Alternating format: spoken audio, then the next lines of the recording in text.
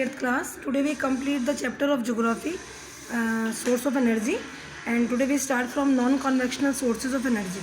Non-convectional का मतलब होता है कि वो सारे resources जो मॉडर्न टाइम में यूज़ होते हैं और कॉन्वेक्शनल रिसोर्सेज को सेव करने के लिए हम इनका यूज़ करते हैं. इनमें मॉडर्न सोर्सेज में स्पेशली हम solar energy, wind energy, tidal energy और इसके अलावा बायोगैस का भी यूज़ करते हैं.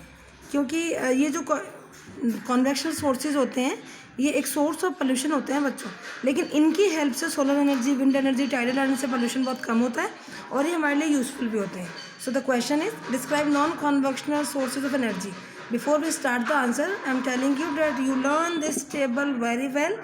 From this table, short questions form होंगे. So learn. Don't need to write down in the copy. First point, solar energy.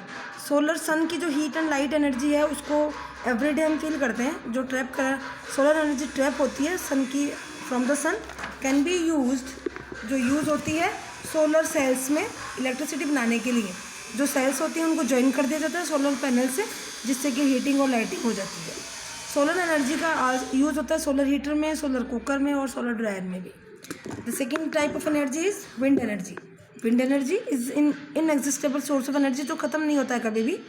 इसकी हेल्प से विंड मिल्स ग्राइंडिंग ग्रेन करती हैं, लिफ्टिंग वाटर को खींचती हैं बहुत पुराने टाइम से, पहले के टाइम में. लेकिन मॉडर्न टाइम में इसका जो यूज़ है वो हाई स्पीड जो विंड होती है उनका यूज़ करते हैं विंड मिल को रोटेट करने में, और उसको फिर एक जनरेटर से जोड़ दिया जाता है जिससे कि इलेक्ट्रिसिटी प्रोड्यूस हो जाती है. इंडिया में जो इनकी लोकेशन है वो कहाँ है? Located in coastal regions and in the mountain passes. Next, nuclear power.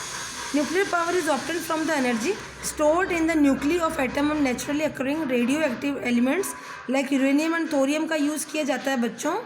Minerals हैं दोनों जिनका यूज़ न्यूक्लियर पावर को बनाने में किया जाता है. The nuclear power stations in India are main 5 है. The first is Kalpakkam Tamil Nadu, Tarapur Maharashtra, Rana Pratap Sagar Kota Rajasthan, Narora UP and Kaiga in Karnataka. Locate all these locations in the India's political map and paste in the copy. Next, geothermal. Heat energy जो हमें अर्थ से प्राप्त होती है, मिलती है, that is the geothermal energy. Sometime जो अर्थ की हीट एनर्जी होती है वो surface itself in the form of hot spring. मतलब इतनी ज़्यादा गर्मी हो जाती है कि हॉट स्प्रिंग्स मतलब फव्वारे टाइप का निकलता है. तो इस फव्वारे टाइप की जो हीट होती है, heat energy can B use in generate power का करते हैं. Geothermal energy has been used for cooking, heating and bathing for several years. India में जो लोकेशन है विंड एनर्जी की, डेट इज जियोथर्मल की. जियोथर्मल प्लांट इंडिया में कहाँ है बच्चों? Manikaran in Himachal Pradesh and Puga in Ladakh. Also locate these 2 location in the India political map. Then tidal energy. Tidal energy जो टाइड से मिलती है. Tidal energy can be harnessed by building dams at narrow opening of the sea के पास में. जब हम building dams वगैरह करते हैं तब इसका यूज़ करते हैं. During high tide the energy of the tides. High tide के टाइम में जो टाइड्स की जो एनर्जी होती है उसको यूज़ करते हैं टरबाइन को चलाने में, और turbine installed in the dam to produce electricity. और डैम की हेल्प से डैम में स्टोर करते हैं, और जैसे डैम से जनरेट करके जनरेटर को ऐड करके इलेक्ट्रिसिटी बनती है, सेम वैसे टाइडल एनर्जी का भी यूज़ किया जाता है. और इसकी लोकेशन है gulf of Kutch. Now biogas जो विलेजेस में स्पेशली बनती है. जो ऑर्गेनिक वेस्ट होते हैं, डेड प्लांट, एनिमल या फिर एनिमल का डंग या फिर किचन वेस्ट, उसको कन्वर्ट कर देते हैं गैसियस फ्यूल में जिसको बायोगैस बोलते हैं.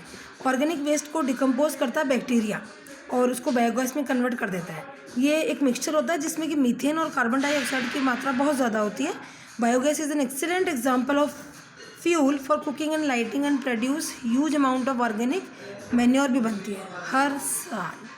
So I hope you understand this big chapter, and today we complete this and do all the questions in the notebook very well. And 2 and 3 जो maps मैंने बताए हैं उनको पेस्ट कर लीजिएगा और फाइंड आउट कीजिएगा बैक साइड के questions. And if you have any doubt ask to me. Okay, have a nice day.